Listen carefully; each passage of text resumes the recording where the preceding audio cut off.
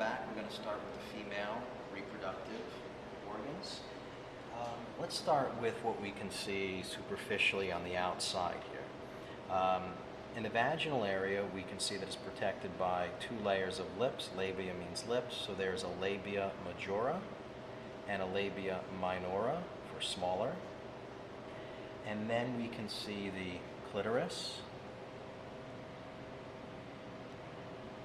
Here's the vaginal orifice, the opening to the vagina, that's protected by the hymen. As we move further posterior, we have the anal sphincter and the anus. And this is why with women it's very important that when you use the restroom and you wipe, it's always from anterior to posterior rather than posterior to anterior.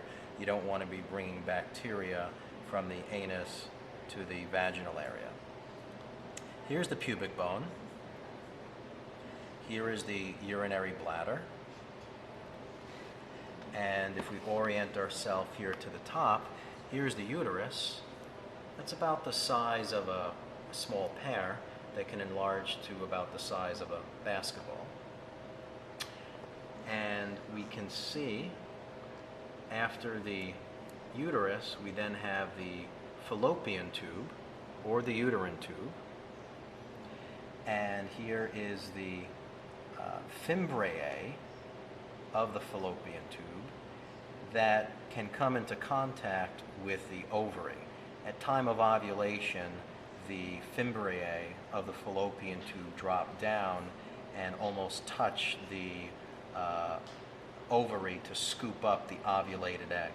And then the ovulation of the egg starts to move through the fallopian tube in here, which is where fertilization should take place. If I remove this, we can also see the broad ligament around here supporting the ovary and fallopian tube. If I remove this, we're looking at the deeper structures. Again, you can see the labia minora, labia majora. Here's the clitoris. Here is the pubic bone. And now we have three openings. We have one here, and one here. This is the urinary bladder. Make sure you say urinary bladder, not just bladder, because there's a gallbladder. So this is the urinary bladder. And this is where urine is stored, and then it's released into the ureter, where it's urinated out. Here is the vagina. The hymen would be here, the protective covering. Here's the vaginal canal. And as we move deep in, the deepest portions here and here are called the fornix. And this is where when sperm enter the vagina, the sperm can accumulate in here before entering into the uterus, which is here. Here's the cervix, the tip of the cervix. And here is the uterus. When we look at the uterus, there's an inner layer called the endometrium. This is the layer that gets sloughed off during a menstrual cycle. And then the thicker layer, the more muscular layer here, is the myometrium.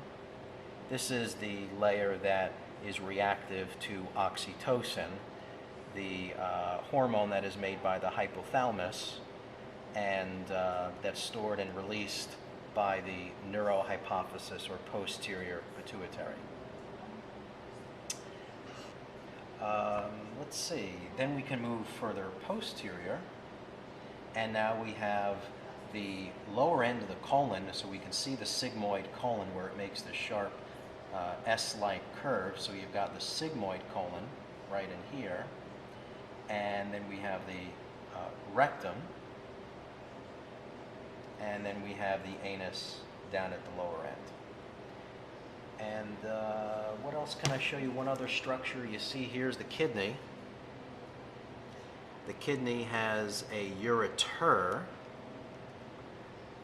that descends all the way down into the urinary bladder. And then the urinary bladder has the urethra. So urine comes out of here, baby comes out of here, and feces and bowel come out of here. Okay? So that brings a closure to the female reproductive. We will move on to the male reproductive system in just a few minutes.